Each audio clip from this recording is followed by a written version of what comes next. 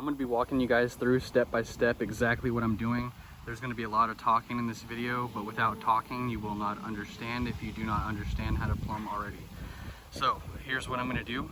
I found and go check out my first video of this series on how to find out if you have a water leak. I do more explaining about this inside that video. So I'm going to make a series of events here on how to plumb this entire house. Okay. So find your water meter. We found the leak, we found the water meter. I'm gonna abandon everything here that's copper and we're gonna go to PEX. Okay, city comes in right here to the water meter. The water meter, there's gonna be a 3/4 inch line running from there to underneath the house. Okay, the original one went straight this way into the crawl space entry. I'm gonna be, let me cover the car over here, the tenant's car, but over here, I'm gonna be running the new 3/4 inch to over here into this corner of the house right here, instead of going in right there. Now, so we're gonna dig, cut everything, abandon the old line and run the new one over to this corner.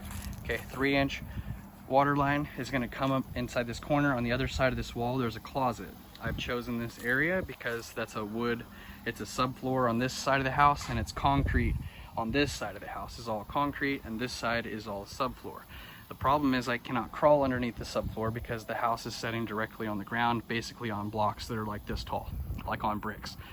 So there's no way to crawl underneath the house. So I'm gonna be digging it this way, down underneath the footing of the house and up. So how am I gonna get to it if I can't crawl in there? Well, inside this closet on this side, I can cut the floor out. And it's a wooden subfloor, so I can cut the floor out and I can't crawl under, but I can cut the floor out enough to dig a hole straight down to find that pipe. And I'll have to fish that pipe underneath the footing after cutting the floor, fishing it up through the floor, okay? And then I'll be removing sheetrock inside that closet and running the 3/4 inch pipe up into the attic and over into this portion right here where this house connects. There's a little bitty hole in there and I'm gonna have to cut holes in the ceiling to fish it in through into this very small portion of the roof, which I cannot crawl inside the roof, which is why we're gonna be cutting holes inside the ceiling. And I'm gonna show you guys how to, I'm gonna open your minds a little bit with this project, because typically you would just run it all underneath the subfloor, or in your case, maybe all your plumbing's inside the concrete and you don't wanna jackhammer your whole house up. So I'm gonna open up your minds to other suggestions.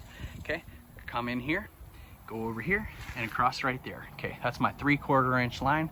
And remember this little nook area, because I'm going to show you guys what it looks like from inside the house. And we're going to be running the pipe like this across over there into the water heater, which is directly this way at the back of the house.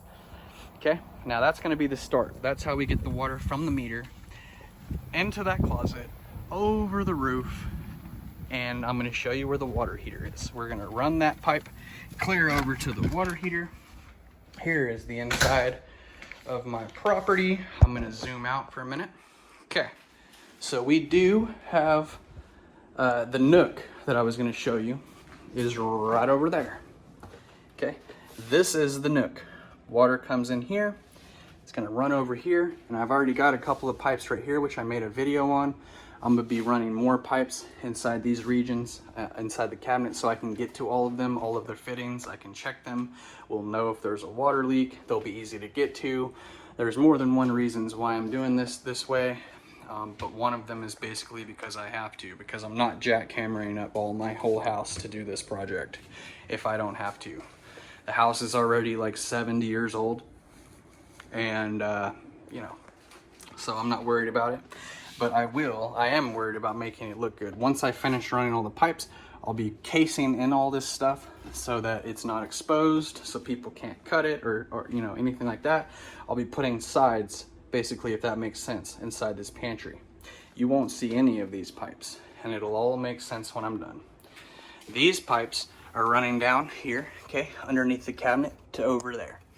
Now I'm also going to use these same lines, and I'm going to run more 1/2 inch lines through the cabinets, be splicing into here with T's and running them along the top, stapling them up with the tacks or whatever, and they'll run through the cabinets, out this way, over and across to this corner, which I'll be going in the top right here, running the pipes into the cabinets on the other side of this for the tenant's kitchen. So the tenant's kitchen will get their water, dishwasher, fridge hookup, sink, hot and cold, everything in their kitchen is going to be running off of these two pipes, which I'm going to connect right here, all easy access. Okay, now let's go back over to here and start with the water heater portion. You can see there's a laundry room here and a washer, the water heater room here. So we're going to go from the nook over in the attic, okay, running the 3/4 inch line from here over to this portion. There is a hole that we've cut that I have here in the attic, and I'm going to be running the 3/4 inch line right next to these two coming down. Now originally this house had 1/2 inch lines connecting into these 3/4 inch supply lines for the water heater. Sorry about the focus on this, I don't know what's going on. Every time I put my hand in there, it messes it up. Anyway, so those are 1/2 inch lines currently.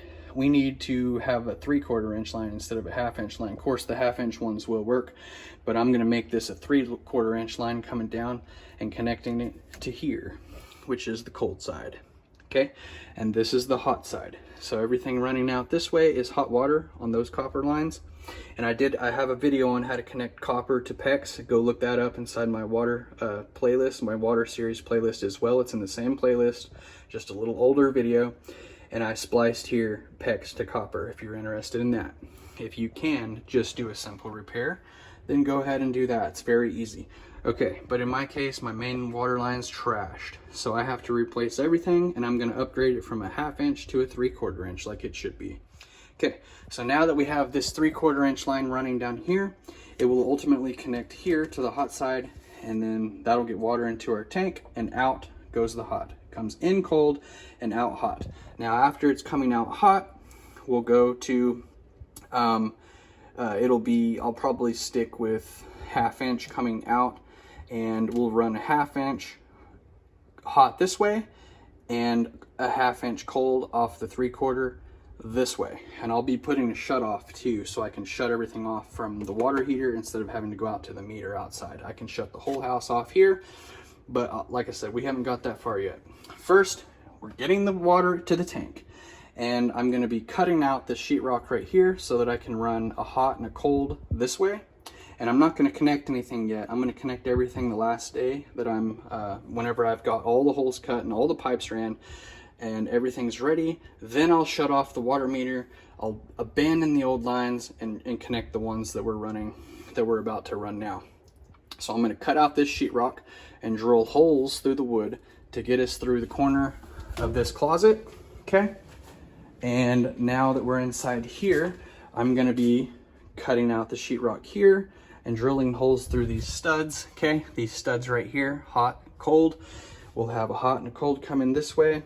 I'll abandon the copper and connect those into a new washer box. We'll make this a nice and official. We'll do it right. And then after we'll put that box in there. Now we'll snip in a T, hot and cold, coming up this way. Okay, and then I'll be cutting the sheetrock out right here as well, behind this washer. And why am I doing that? Well, because the easiest way to get water from here, from the water heater to here to the bathroom on the other side, is just to continue this in the wall instead of jackhammering the concrete or crawling in the attic. I'm just gonna come in here, and we'll bust a hole in right there, and that will take us in onto the other side. Okay, that will go into here, which is the bedroom, the bathroom, sorry. Well, it is the bedroom and the bathroom, but anyway. Okay, the washer and dryer is on the other side of this wall. So I'm just gonna cut into this wall and run the pipes down. We'll have a hot and cold. The cold will come out here and connect to that, and then tee over this way into the wall. We'll be cutting all of this out, running the pipes from there, hot and cold, down, connecting to the toilet, coming around this way, all cut out. And we're gonna go in behind. You can see this is sheetrock, okay, in the vanity. The hole here and a hole here, and the pipes hot and cold will come here, and they'll come out this way and out this way instead of coming from the concrete up.